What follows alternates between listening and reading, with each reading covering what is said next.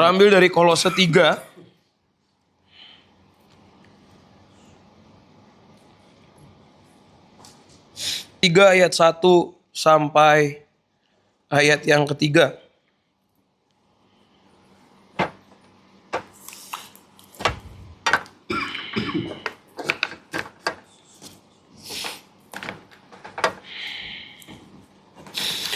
Tanpa apa yang Tuhan lakukan di kayu salib dan kebangkitannya, kita nggak akan pernah tahu apa yang Tuhan sediakan atas hidup kita. Semuanya akan tertutup, semuanya kita nggak akan tahu dan kita akan terus mengusahakan seperti orang-orang pada zaman dulu.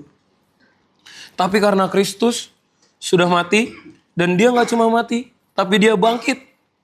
Dan dia nggak cuma bangkit, tapi dia sudah naik. Dan barang siapa di dalam Kristus, dia bukan dia ciptaan baru. Dia ciptaan baru, yang lama sudah berlalu, yang baru sudah datang. Hafal kan ayat itu? Kita udah dengar hampir 3 bulan. Masuk 4 bulan, ayat itu berulang kali Papi jelaskan, Papi sebut. Barang siapa di dalam Kristus, dalam aku ya ciptaan baru, yang lama sudah berlalu, yang baru sudah datang. Nah, coba sekarang kita baca Kolose 3 ayat 1 sampai 3 dulu aja. Udah dapat? Katakan haleluya. Puji Tuhan. Yuk kita baca bersama-sama. 1, 2, 3.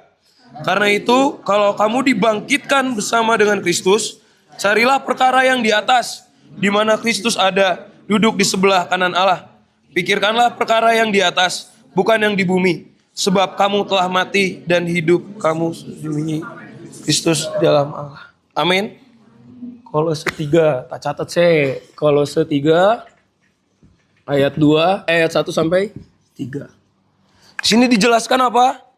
Karena itu kalau kamu dibangkitkan bersama dengan Kristus, siapa kamu? Saya, ya. Kalau kita dibangkitkan bersama dengan Kristus, disuruh apa? Carilah perkara yang di atas, di mana Kristus ada, duduk di sebelah kanan Allah. Kita percaya bahwa kita sudah ada di dalam Kristus. Jadi sekarang saya tanya, sekarang posisimu di mana? Hah? Yakin dong, di mana? Di surga. Berarti posisinya di atas kan? Ada di atas, ada di bawah. Dulu di bawah, sekarang di atas. Tapi disuruh apa? Sama di ayat ini, carilah perkara yang di atas, di mana Kristus ada. Kristus bertahta di atas. Di sini tempat Kristus berada. Nah, pikirkanlah perkara yang di atas, bukan yang di bumi. Jadi ini bukan upaya, ini bukan berarti harus mengusahakan.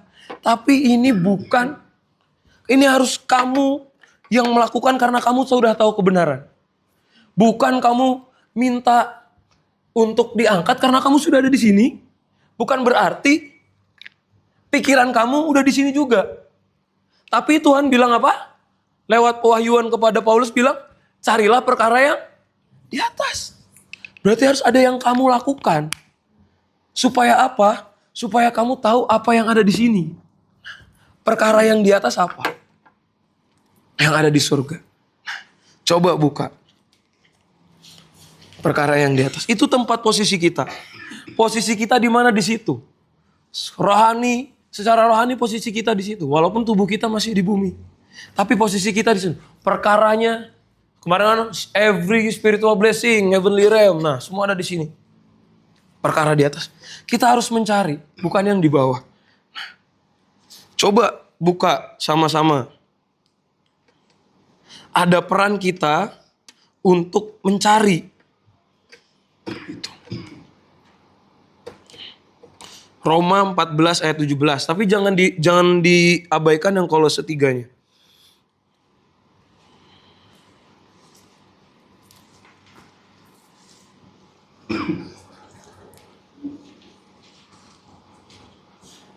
Roma 14 ayat 17.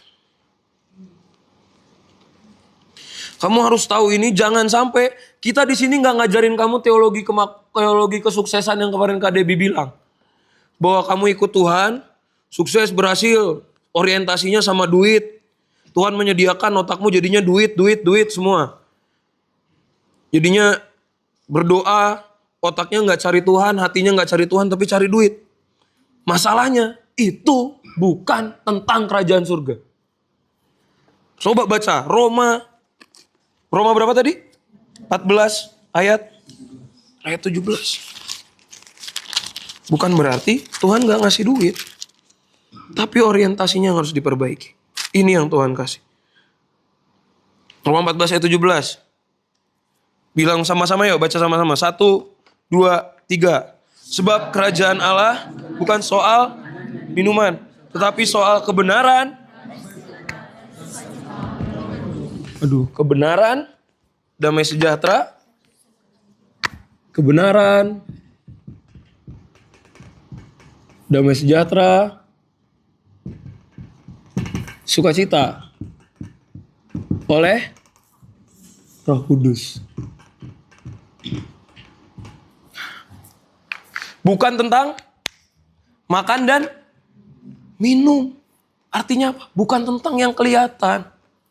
Bukan tentang apa yang jadi orang lain pikirkan. Matius bilang gini, jangan khawatir. Makanan, minuman, pakaian itu dicari bangsa-bangsa yang tidak mengenal Allah. Artinya apa? Itu pikiran yang di sini. Kalau kamu masih khawatir sama hidupmu, berarti kamu belum pikir yang di atas. Kalau kamu masih bingung dengan identitasmu, berarti kamu belum di sini. Kamu masih ada di sini. Walaupun kamu sudah di dalam Kristus. Tapi kamu masih mikirin apa yang kelihatan. ATM-ku masih 0. Terus kamu nggak mengejar Tuhan. Temanmu kepahitan, marah sama kamu. Kamu jadi kecewa dan kamu merasa kamu nggak dikasih. Itu masih lihat ada di sini. Tapi firman Tuhan bilang, kerajaan surga bukan tentang makan dan minuman. Bukan tentang apa yang kelihatan. Bukan tentang uangmu. Bukan tentang Tuhan ngasih nggak? Kemarin dijelasin kok berkali-kali. Tuhan itu grosiran, nggak eceran. Artinya all in. All in, semua ada di dia. Yang penting orientasinya bukan sama yang ini. Bukan berarti kalau kau nggak punya uang, Tuhan tidak mengasihimu. Bukan. Dia mengasihimu. Tapi mungkin kita masih lihat ke sini, bukan perkara yang di sini. Perkara yang di atas ada apa? Ada 3 hal. Aku akan bagikan 3 hal ini. Apa yang Roh Kudus taruh. Supaya apa? Supaya ini jadi Paskah yang memerdekakan hidup setiap kita. Dan aku waktu tahu kebenaran ini, aku bersuka cita di kamarku. Karena dia menyatakan dirinya bahwa bukan tentang uang. Bukan tentang makanan. Bukan tentang baju yang kita pakai. Bukan tentang validasi orang. Bukan tentang perkataan manusia atau apa yang dunia todorkan dan tawarkan. Tapi apa yang sudah Tuhan sediakan. Yaitu kebenaran, damai sejahtera dan sukacita oleh Roh Kudus. Itu. Kerajaan Allah bukan tentang soal dan makan dan minuman. Sepakat? Jadi kalau hari ini masih fokus di situ, tolong baca Alkitab lagi. Nah, ini dia kebenaran. Kebenaran. Kita sudah tahu firman Tuhan bilang apa? Kebenaran yang kamu ketahui akan memerdekakan kamu. Firman kebenaran, hukum. Nah, hukum, ketetapan, semua. Itu janji Tuhan. Yang kamu baca itu janji. Kebenaran yang kamu baca itu janji Tuhan. Bahwa setiap kita sudah dibenarkan dan sekarang kita dapat selaras dengan kehendak Tuhan. Kebenaran ini harus kita cari.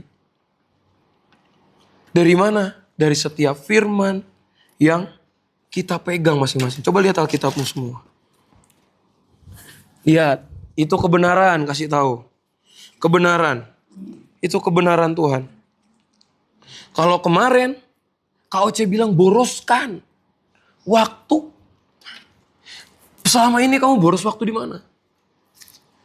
Aku yakin orang yang tahu kebenaran hidupnya firman Tuhan bilang akan merdeka. Dia nggak akan goyah. Karena apa? Seperti batu karang itu, Petrus tidak akan mudah digoyahkan. Allah mau tidak dapat menguasainya. Karena dia punya kebenaran di sini. Dari apa dia baca firman? Dia merenungkan firman. Ini isinya janji. Ini papi bilang ini wasiat. Ini semua isinya kehendak Tuhan. Saat kita cari kebenaran. Kita cari kebenaran ini. Kita tahu apa yang jadi kehendak Tuhan.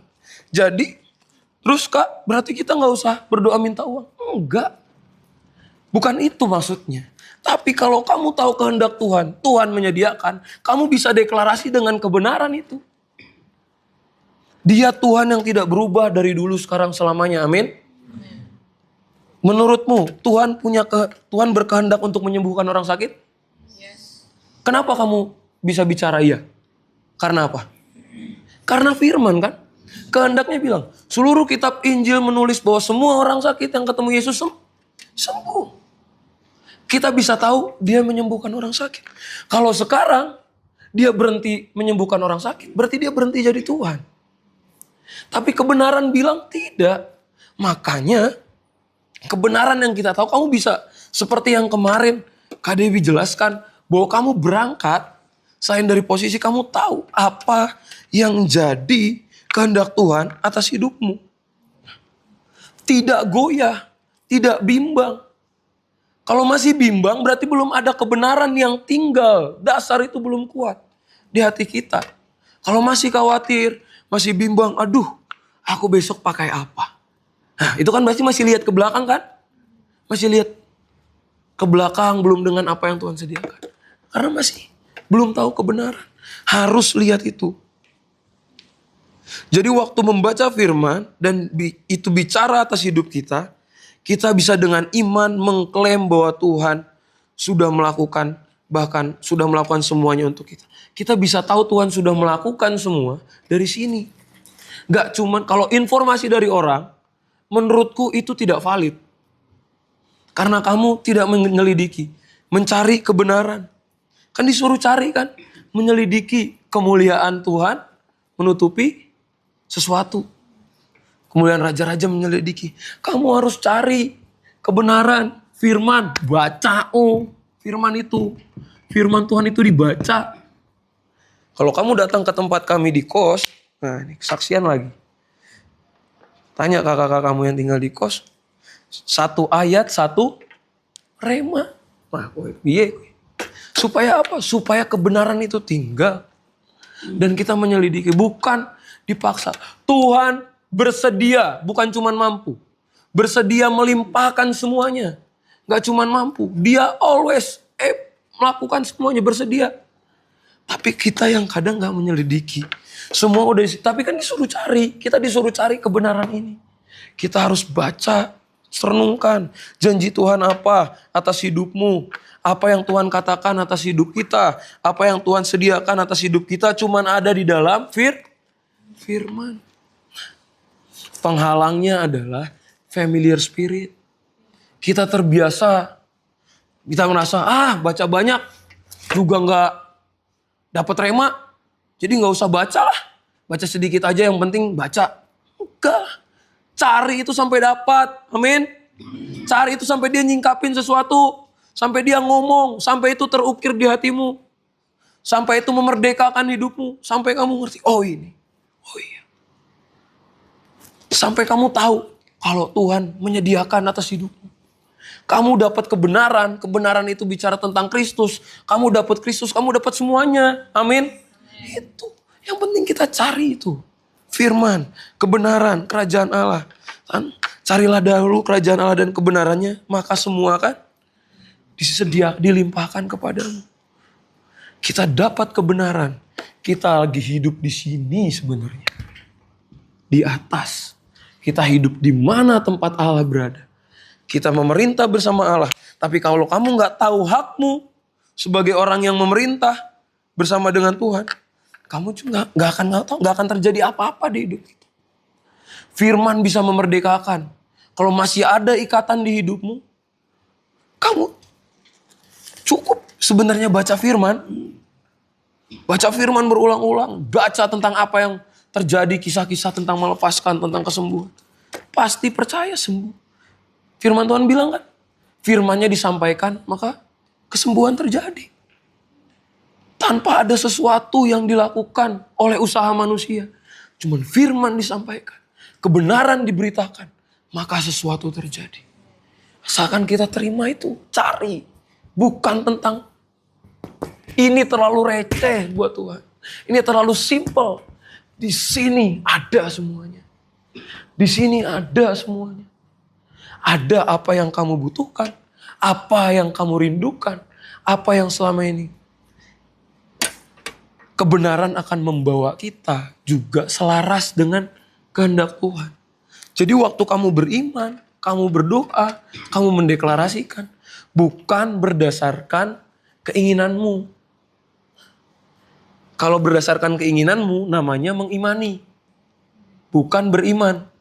Kalau berdasarkan kehendak Tuhan, namanya beriman. Karena apa? Apa yang sudah Tuhan firmankan, kamu perkatakan, maka itu terjadi. Wah, mantap. Jadi. Yang membuat jadi siapa? Firman sendiri yang membuat jadi. Amin. Itu firman Tuhan bilang. Ya, bukan probabilitas. Tapi ya terjadi. Makanya berhenti melihat sini. Waktu aku tahu ini aku bertobat dan aku bilang, Tuhan, ternyata selama ini walaupun aku tahu posisiku di atas, tapi aku masih lihat ke bawah sebagai realita hidupku. Sebenarnya realitaku ada di sini, memerintah bersama dengan Tuhan, bangkit sudah bersama Kristus, merdeka, dan kebenaran itu sudah bisa diakses berapa? 24 jam. Kamu punya. Roh Kudus dimateraikan, diakses. Masalahnya kita nggak pernah mau menyelidiki karena malas. Kalau nggak dapet rema, lihat temanmu udah baca lebih banyak, kita merasa minder. Menurutku mungkin kalau di STT baca 30 menit, itu nggak cukup buat merenungkan. Harus baca lagi di kamar. Renungkan lagi sampai dapat. Satu ayat bicara, tersembunyi kebenaran bicara. Cari kebenaran itu apa. Tuh, kita lagi belajar di situ. Jadinya itu akan memerdekakan hidup kita. Itu akan membuat kita jadi orang yang hidup dalam Kristus. Yang kedua, damai sejahtera. Coba dilihat lagi, benar damai sejahtera? Damai sejahtera. Waktu aku tahu apa sih damai sejahtera itu? Tuhan mau apa sih? Apakah ini feeling, perasaan, tenang-tenang? Apa? Bahasa Ibraninya shalom. Shalom atau eirein. Bahasa Yunaninya eirein. Iya, eirein. Pentingnya kamu belajar. Nah, belajar itu untuk juga kamu tahu. Shalom ini ternyata waktu aku terima kebenaran ini bukan tentang perasaan tidak ada konflik, teman. Ini bukan tentang perasaan kamu tenang karena kepribadianmu yang flekmatis, yang melankolis, jadinya santuy, tidak berkonflik, tapi ini status yang Tuhan kasih. Status yang Tuhan berikan buat kita yang ada di dalam Kristus. Amin. Status. Status apa? Status yang utuh di dalam hubungan bersama dengan Allah. Kalau kamu, ayat 3 tadi bilang apa? Kamu sudah mati dan coba dibuka lagi. Ayat 3, Kolose 3 ayat 3. Sebab kamu telah mati dan hidupmu tersembunyi bersama dengan dalam damai sejahtera. Kamu kalau sembunyi di dalam Allah, diumpetin dalam situ. Ada gempa, ini runtuh, kira-kira kerasa nggak? Yang tergoncang kan di luar, kamu kena dampaknya nggak? Enggak. Ini bukan perasaan santuy-santuy. kalem-kalem, chill-chill. Bukan. Ini status. Status yang kamu terima dari Tuhan. Sekalipun tidak ada yang transfer, tapi aku aman di dalam Kristus karena Dia sumber hidupku. Itu karena kamu menyatu hubungan yang intim. Karena kan rusak karena dosa, tapi dipulihkan sehingga kamu terima ini. Kamu punya ini. Kamu gak akan lihat ini. Ini mau guncang dunia kayak apapun. Mau perang, mau bensin naik, mau harga emas naik turun. Kayak equalizer di situ. Itu tidak akan mempengaruhi. Karena kamu be still tinggal di dalam Dia. Damai sejahtera. Kamu tinggal di dalam Dia. Kayak Tuhan Yesus di atas kapal. Apa panik? Enggak. Bisa tidur. Tengah badai bisa tidur. Daniel di gua singa bisa duduk tenang. Yesus di tengah badai. Daud dikejar Saul. Tidak pernah ada yang keluar dari hidupnya sesuatu yang mencaci, yang memaki, yang panik, yang keluar sesuatu hal yang mencemari orang lain. Dia tenang sebab dia bilang kata apa? Tuhan kota bentengku, gunung batuku. Dia tinggal di situ. Itu kerajaan surga apa yang Tuhan sediakan? Damai sejahtera yang melampaui segala akal. Status yang aman di dalam Tuhan. Bukan dipengaruhi oleh intimidasi iblis. Enggak. Sudah selesai. Sudah. Berarti enggak bisa lagi berkuasa atas hidupmu. Karena kamu tinggal tersembunyi di dalam bersama dengan Kristus di dalam Allah. Kamu aman. Shalom. Keutuhan. Jadi di hidupmu, di tubuh, di jiwa, di rohmu, udah gak ada lagi yang masih cacat. Udah gak ada. Udah utuh, artinya sudah 100%. Udah gak ada lagi seharusnya kekacauan di batinmu. Kepanikan, anxiety, kekhawatiran udah gak ada lagi. Karena Dia sudah kasih buat kita. Tinggal kita tinggal. Karena oleh Roh Kudus kan. Oleh Roh Kudus tinggal di situ. Shalom dalam damai sejahtera Tuhan yang melampaui segala akal. Itu baru kamu bisa lihat apa yang di sini nanti ada. Nanti pasti terjadi kalau kita dapat ini. Termanifestasi. Itu. Damai sejahtera. Karena hubungan yang intim dengan Allah. Perikoresis kemarin Kak Debbie sudah jelasin. Oleh karena Tuhan. Kesejahteraan yang utuh. Secara tubuh, jiwa, dan roh. Karena sudah menyatu dengan Tuhan. Dicangkokkan kemarin seperti pohon zaitun. Aku dapat gambaran seperti itu. Waktu kemarin pohon zaitun yang ditempelkan. Pasti akan hidup dan berbuah. Kamu lihat mungkin teman-temanmu di luar sana. Mungkin satu kampus. Kamu lihat rasakan spirit kekhawatiran di hidup mereka. Kamu bisa jadi memancarkan buah buat mereka karena kamu shalom. Hidupmu ada shalom. Punya shalom. Kok bisa tinggal di kos tapi beli motor jam 7 pagi? Itu karena percaya ada Tuhan yang di situ. Teman-teman, itu yang terjadi dengan setiap kita. Kita harus tinggal di situ. Itu kebenarannya yang Tuhan sediakan. Jangan lihat ke sini lagi. Jangan lihat, kalau masih lihat sini, deklarasi lagi, cari kebenaran lagi. Tinggal lagi dalam Tuhan. Karena apa? Kalau kamu lihat sini kamu sedang berusaha keluar dari Kristus. Ada shalom. Hidup tidak dipengaruhi situasi, hidup sesuai dan selaras dengan kehendak Tuhan. Sebab Dia sudah melakukan untuk kita. Yang ketiga ada sukacita. Sukacita ini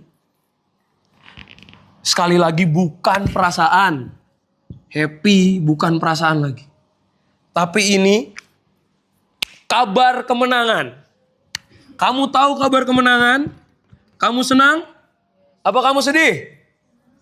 Senang. Menang. Saat Injil diberitakan. Saat firman diberitakan. Saat Kristus nyata, karya Kristus kamu terima, sukacita. Amin. Ini kabar kemenangan bukan dipengaruhi oleh situasi, tapi dipengaruhi karena kamu tahu kebenaran bahwa kemenangan sudah terjadi hari ini. Kemenangan sudah disediakan. Kemenangan sudah Tuhan lakukan atas hidup kita.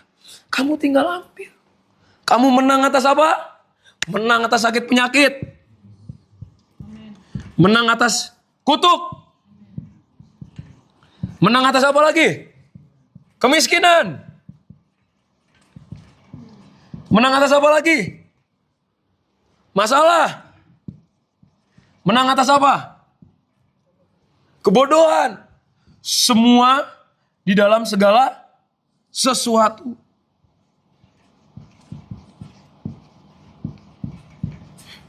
Menurutmu, kalau kamu tahu kamu sudah menang, ini masalah makanan menang gak? Menang. Yang ngomong cuma Krisya masalah makanan cuma udah menang gak? Menang. Kamu ini kurang percaya. Harus baca firman lagi lebih banyak. Kemenangan. Sudah masalah apa? Masalah minuman? Menang. Masalah pakaian? Menang. Itu yang dicari bangsa lain. Berarti bangsa kerajaan Allah gak mencari itu. Karena apa? Karena sudah disediakan oleh, yang penting cari kebenaran, damai sejahtera, sukacita. The joy of the Lord is my strength. Kekuatan kita ada di dalam sukacita. Sukacita oleh Roh Kudus. Sukacita karena Yesus ada, sudah melakukan semuanya. Bukan bentuk perasaan sekadar emosional, tapi hal ini muncul dari karya Kristus yang sudah selesai bagi setiap kita. Dan sekarang kita bersama-sama dengan Dia dalam hubungan kesatuan dengan Allah. Dan Allah tinggal di dalam kita dan firman-Nya tinggal di dalam kita.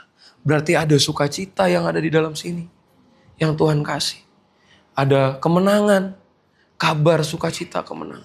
Injil itu bukan cuman kabar baik bagiku, tapi itu kabar kemenangan, kabar extravagant victory. Iya itu ya, abundance, super abundance berarti ada super good news. Injil kamu ketahui, harusnya kalau kamu tahu nyanyi itu, sebab Dia hidup, ada kamu melompat karena kamu apa? Hari besok itu di dalam Dia. Kamu gak tahu apa yang terjadi besok. Tapi Dia sudah ngasih. Kamu sudah menang. Amin. Wow. Kamu masih mau diam? Masih bilang sebab Dia hidup. Orang yang menang. Saya tahu rasanya pertandingan menang itu kayak gimana. Karena tim saya dulu kalah terus. Sampai Kak Debbie ngomong, kamu gak bosen kalah terus? Nah, kalau ketemu kamu nonton itu kalah terus gak bosen? Ya udah bagian, udah cinta mati sama tim ini. Cinta bener-bener, maksudnya suka sekali sama tim ini. Nonton basket, tim yang kusukain itu kalah terus. Tapi ya karena pernah ada di situ, jadi itu udah jadi bagian hidup. Tapi waktu sekalinya menang, rasanya kayak juara dunia teman-teman. Iya, menang sama tim rasanya kayak juara dunia. Jadi Gak ada lagi, apalagi yang perlu diratapi, apalagi yang perlu dikhawatirkan, apalagi yang perlu ditakutkan. Karena sukacita oleh Roh Kudus sudah ada di dalam kita. Amin. Ngerti? Nangkap. Jadi kamu udah gak kalah lagi. Kalau masih punya perasaan kalah, berhenti dengan perasaan-perasaan itu. Perasaan-perasaan kalah, perasaan-perasaan terintimidasi, perasaan-perasaan tidak layak. Perasaan-perasaan, aduh ya aku hidupku begini. Mendeklarasikan kenyataan. Kamu sudah ada di sini. Yesus mati bukan supaya kamu hidup di sini, bukan. Tapi kamu hidup di sini, menikmati kebenaran, damai sejahtera dan sukacita oleh kemenangan Kristus. Sehingga kamu bisa sukacita di surga dan di bumi. Sekalipun kamu di bumi, tapi kamu adalah tubuh Kristus yang bersukacita karena otoritasmu ada di surga. Apakah bumi bisa mempengaruhi hidupmu? Harusnya tidak. Tidak bisa mempengaruhi. Asalkan kita tinggal di dalam. Coba balik lagi ke Kolose 3. Dalam bahasa Inggrisnya bagus. Aku ngambil ngutip dari The Passion. Kebangkitan Kristus itu kebangkitan kamu juga. Itu kenapa kamu harus tinggal dalam hal-hal yang di atas. Tempat di mana Allah Kristus berada. Tempat di situ ada penuh kekuatan, kemuliaan, dan otoritas. Ya, nikmatilah semua harta karun di alam surgawi. Dan fill your thought, penuhi pikiranmu dengan realita surgawi. Pikiran kita harus dipenuhi dengan realita surgawi. Makanya penting kamu bergaul, bicara dengan siapa, itu penting. Supaya pikiranmu dipengaruhi oleh siapa? Pikiranmu ketemu orang yang hidupnya meratap karena tiap hari gak punya duit, terus dia meratapi, ya aku miskin terus, ya kamu akan dipengaruhi. Ya memang gitulah. Kamu hidup bergaul dengan orang yang sering minta uang sama papa mamahnya, ya kamu akan minta uang, imanmu akan mengandalkan ke situ. Kamu bergaul sama orang yang bicara firman, hidup dalam firman, dia akan percaya bahwa Tuhan itu baik atas hidupnya sekalipun kenyataannya belum, tapi dia percaya itu terjadi. Penuhi pikiran kita dengan fill your thought with heavenly realities and not with the distraction of the natural. Bukan dengan pengaruh dari hidup yang ada di sini. Tapi teman-teman, yang di sini akan terus berusaha menarik kita supaya kita keluar, supaya kita lihat ke sini. Karena di sini bilang apa? Distraction. Berarti ada sesuatu yang dunia coba lakukan supaya kita turun ke sini lihatnya. Makanya perlu tinggal di dalam Kristus. Ayat tentang kenakanlah Kristus itu Roma berapa? Roma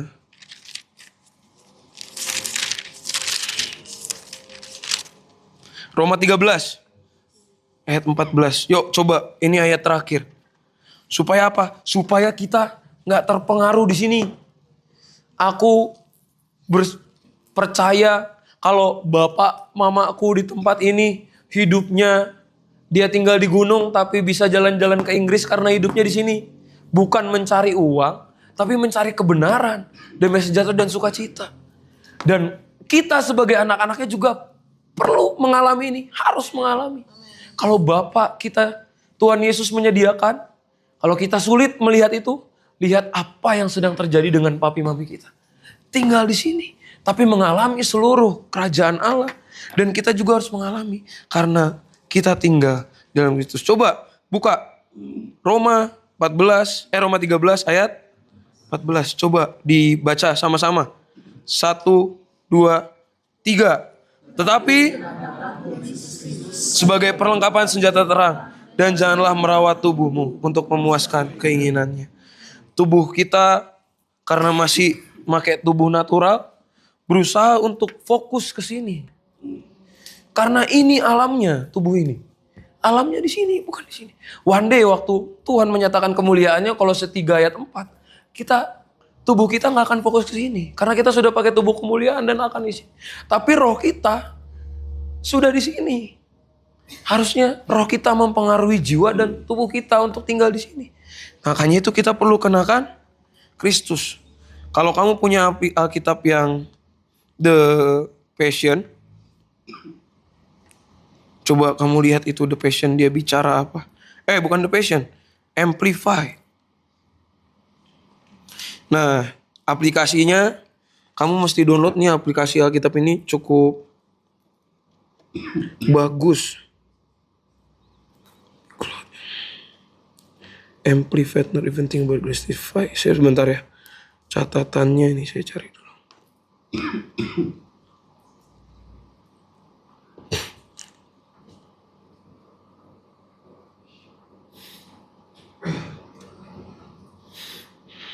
Oh, bukan Amplify. 12 ayat 14 The Passion. Wah, ini bagus. Supaya nggak lihat di sini, kita harus tinggal. Karena kalau lihat di sini, pikiran kita bercabang. Saat pikiran kita bercabang, kita nggak punya iman. Dan firman Tuhan tidak. Kemarin KDB bilang apa? Tidak ada penyediaan buat orang yang tidak beriman. Nggak ada. Itu makanya mintalah. Bersiapa di dalam aku, firmanku tinggal, mintalah apa saja. Harus ada di dalam dia, baru kamu bisa minta, maka itu terjadi. Bukan bercabang. Kalau kamu bercabang, itu Yakobus bilang itu, kamu gak akan menghasilkan apa-apa. Yakobus 1 ayat 6-7 itu gak akan menghasilkan apa-apa. Gak akan memperoleh apa-apa. Kamu gak akan memperoleh apa-apa kalau kamu coba jadi manusia amfibi yang hidup di dua alam.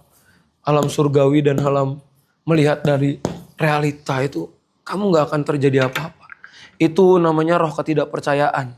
Dan kamu bimbang di situ. Kamu jadi kayak orang yang kayak layangan yang kesana kemari gak mendapat apa-apa. Mau sembuh, firman Tuhan bilang amin, tapi gak sembuh-sembuh, akhirnya kamu tidak percaya. Tidak terjadi. Harus teguh, ya, sembuh-sembuh. Maka terjadi. Itu. Coba baca. Roma 13 ayat 14. Tak bacain bahasa Indonesia The Passion, tapi udah terjemahan. Terjemahan dari bahasa Inggris. Sebaliknya, rendamlah dirimu sepenuhnya dalam Tuhan Yesus, Sang yang diurapi. Dan jangan sia-siakan sedetik pun untuk memikirkan identitas lamamu yang dapat membangkitkan keinginan-keinginan egoisme. Harus direndam di dalam Tuhan Yesus. Gak boleh keluar sedetik pun. Sekejap gak boleh keluar. Rambut kita keluar gak bisa. Karena kalau rambut kita keluar, potensi kita lihat ke sini ada. Oh, Tuhan Yesus. Artinya kita gak boleh kemana-mana. Tuhan gak pengen kita pergi. Dia pengen kita ada di dalam dia. Yang membuat kita gak bisa mengalami apa. Kita pengen nongol. Kata Bapak itu kalau tank. Kita berusaha keluar. Tapi di sini bahasanya kamu direndam. Kamu ditenggelamin. Tenggelamin nih. Tenggelamin. Kalau ini muncul. Dia punya potensi. Untuk apa? Untuk lihat kenyataan lagi. Untuk lihat ke belakang padahal yang lama sudah berlalu. Tapi kalau kamu merendam, kamu keluar dari rendaman dalam Yesus, kamu lihat ke belakang. Karena diri ini pengennya lihat ke belakang terus. Apa yang natural. Makanya, rendamlah dirimu sepenuhnya dalam Tuhan Yesus, Sang yang diurapi. Diurapi artinya kita sekehendak dengan dia. Waktu kamu diurapi dimanapun. Tangan kita sama dengan dia, pikiran kita sama dengan dia, kaki kita sama, hati kita sama, semuanya sama. Karena dikhususkan untuk dia. Dan jangan sia-siakan sedetik pun atau sekejap pun untuk memikirkan identitas lamamu yang dapat membangkitkan keinginan-keinginan egoisme. Jangan pernah ini sudah diberitakan. Jangan sampai karena keinginan kita keluar dari Yesus sedetik pun. Bukan semenit, bukan 1 jam, bukan sehari, 2 hari. Keluar dulu Tuhan sehari. Nanti balik lagi masuk. Keluar dulu Tuhan setahun, nanti balik lagi masuk. Sedetik. Potensi untuk kembali itu merongrong bicara Tuhan. Oh. Tapi kamu aksesnya sudah ada. Jangan menolak akses itu atau kebenaran itu. Yang mau ngasih. Diam. Maka dia akan menyatakan kebenarannya. Kebesarannya atas hidup kita. Gitu. Percaya kita sudah di dalam Kristus. Amin. Percaya dia sudah menyediakan. Amin. Berhenti cari yang kelihatan. Amin. Amin. Cari apa? Kebenaran. Damai sejahtera dan sukacita oleh Roh Kudus. In Holy Spirit. Di dalam Roh Kudus. Artinya direndam dalam Kristus. Jangan sekali lagi. Karena kita anak muda sering berusaha mencari sendiri. Dan Sita berusaha keluar. No. Bicara, baca di sini. Waktu kamu baca, diam. Sampai dia bicara sesuatu. Itu kamu lagi direndam. Kamu sedang diselaraskan. Kamu sedang dikasih tahu jatahmu apa aja. Makanya jangan pernah tinggalkan apa anugerah yang Tuhan berikan, yaitu kita semua bisa masuk direndam dalam Tuhan Yesus. Jangan kita sedetik pun memikirkan identitas. Gak boleh lagi ya. Kalau kita semua sudah menang hari ini, amin. Jangan lihat lagi dosamu. Jangan hidup lagi di situ. Jangan lihat lagi kenyataanmu yang saat ini mungkin belum terjadi apa-apa. Percaya. Tuhan, kalau Dia sudah berfirman, maka itu jadi atas hidup kita. Amin. Beri sorak-sorai buat Tuhan Yesus yang bangkit atas hidup kita. Terima kasih Tuhan memberkati.